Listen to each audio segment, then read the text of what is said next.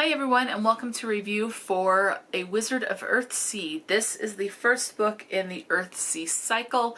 There are 6 primary works in this, and this is written by Ursula K. LeGuin. And this is actually more young adult toward middle grade, but I would say more young adult as far as the age of the characters goes. This one we're starting off with this guy. He is renamed Ged within the first chapter or 2. And he notices he has this ability, this magical ability. He does get hurt, a wizard comes and heals him, and then he's taken as an apprentice with this wizard. And then you're just following him following Ged as he travels with this wizard, and he's thinking, oh, I want to learn more magic, I want to do this, like a typical kid who's excited to learn something. They want to learn it fast and they want to learn it now. This other wizard is like, patience. All in good time. Just be patient. And then at some point it's like, okay, you have 2 options. You can stay with me and have patience and you'll learn as we need to and as we go, or you can go to a school for wizards. And of course Ged chooses to go to the school for the wizards and things like that. It kind of gives me vibes of what the wizard world would have been like in Harry Potter before Hogwarts was created. So cool. That's the kind of vibe it gave me a little bit. Now, Ursula K. Le Guin, I've heard, is had major influential roles in fantasy, and I can see how people would say that. So we're following. So back to Ged. He's at the school. Of course, he gets into mischief like kids do, and then at some point, they graduate, and so he's done with school, and he's out on his own and figuring his own path in his life and where to live and things like that. In this particular world, wizards have kind of like domains, so they are over certain, like if the world is just full of islands, each one would reside and live and take care of the island and protect the people, protect the island from whatever there is. There is dragons in this, and that was a fun scene to see. And some wizards, like you do see in other books, just have certain knacks to pick up on things quicker, like Hermione in Harry Potter was a very talented and gifted witch. Well, Ged in this is a very talented and gifted wizard. So kind of a similar thing. This, you do see on this is Ged. Ged can transform into a bird. It was interesting how that kind of came about. And you do get how when people that have certain magical abilities to a certain point, they can come around certain objects and kind of sense if that object is good or if the object is actually a source of evil. So you do get that too. There's kind of like wind manipulation. Ged does go on a ship quite a bit, so I did like that. I love books that take place on, around, and in water. I have deep respect for the ocean, but I am scared of the depths of the ocean, especially when I can't see what's beneath me, and scared of the creatures and things that could be lurking and I can't see them. But this is a safe thing to do, is to read a book that takes place on, around, and in water. This doesn't take place in water, but there is a lot of travel by water. So Ged is on boats a lot. And so there's obviously talk, with wind and pointing the sails and things like that. But it's really not...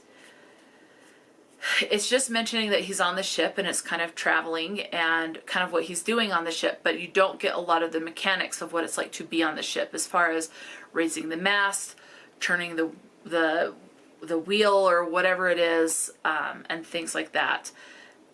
There's this one point in this book where Ged kind of gets into a little beef with someone at the school, and of course they try to one-up each other, and this evil thing gets loose in the world, but it doesn't try to hurt other people. It wants to hurt Ged. And so you're following as Ged heals from this because it definitely hurts him, as far as when a thing is definitely released. And so he's got through a lot of healing, and how when someone becomes very injured or sick, they can fall back on their studies. So that was very realistic and interesting to see, because I don't see that a lot. Usually someone gets injured and they're right back up and into things and still getting ahead of everyone else. But in this, it is very realistic as far as when someone is injured and they're away from their studies a lot, how they can fall behind. They can catch up, but sometimes they can't catch up to everyone. So that was nice to have that realistic thing. One of the other things in this that I like to see is that there's this area that Ged goes to where there is trouble with communication with some of the islanders, as far as not speaking the same language, and having how he learns he has to communicate with gestures, and showing certain things, and then learning and starting to trust just a little bit, but it's a little bit more of a struggle. So yeah, I mean, this is short. This book is, there's an afterword by Ursula K. LeGuin herself, and I think she passed away in 2018, if I remember right. I saw it on the internet.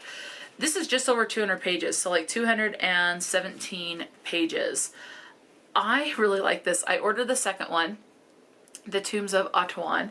Again, there's 6 primary works. It has, on this particular edition, images of all 6 books on the back. And the next book in this, I just actually got today as of filming this. It's like 172, 175 pages. So it's definitely going to be a quicker read. But this, there's a lot of, I don't want to say action as in like fighting and doing magic. There is a good amount of doing magic, but you're always on the go. There's not a lot of time where where the character is just set and sedentary. You don't get a lot of that, which was really nice. It was a lot of,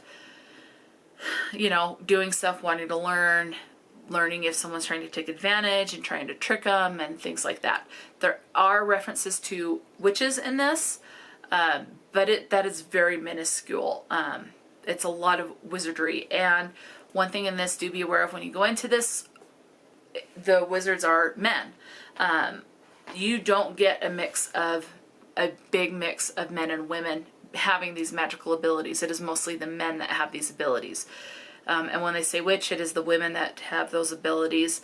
But that's only mentioned like twice, I think, in this whole book. So it's a school, basically a school for boys to learn wizardry.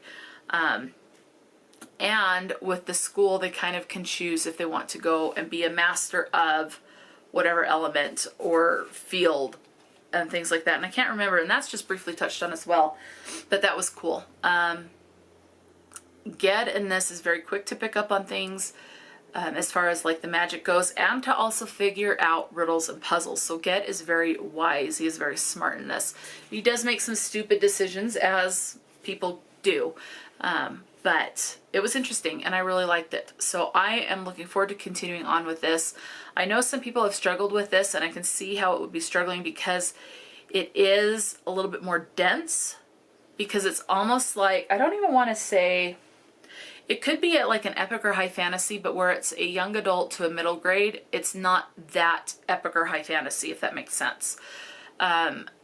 It's a little denser. Like if you were to compare this, let's just use Harry Potter, because we know that's the big famous wizarding world, magical world. It's denser than the writing in Harry Potter as far as the world goes. So it is just a little bit, but it's nothing like, it's definitely not dense like Lord of the Rings.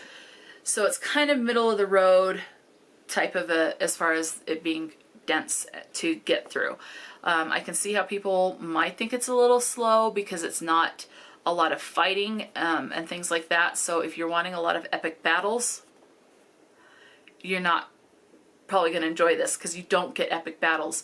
Like there's this thing with the dragon, and there is a little bit of battle with some dragons, but it's not a big battle, so it's just kind of touched upon. I liked it. I thought the writing was beautiful.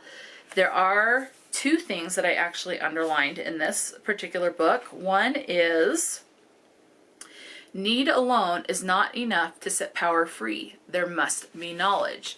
So there is emphasis on, you have this power, but in order to yield the power properly, you need knowledge. So there are some lessons in this. The other thing I highlighted, again, it's just 2 things I highlighted. This other one is, it is very hard for evil to take hold of the unconsenting soul. I liked that because that made me think of like modern day.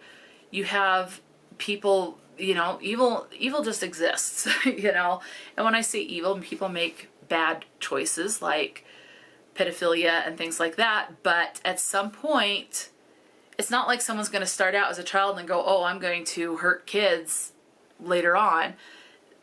at some point things get easier and then they make those certain steps towards those actions, if that makes sense. That's what it made me think of. So yeah, I don't know, I liked it. I look forward to continuing on with this series, but that's all I can think of. It wasn't, the writing was not lyrical, but it was definitely beautifully written. Not to the point where it was flowery and full of almost poem-esque type writing. Nothing like that, but it was definitely beautifully written and I loved it. So 4 stars. I look forward to continuing on. So that's going to be it for this review. Until next time, stay true to yourself and enjoy a good book, and I'll talk to you later.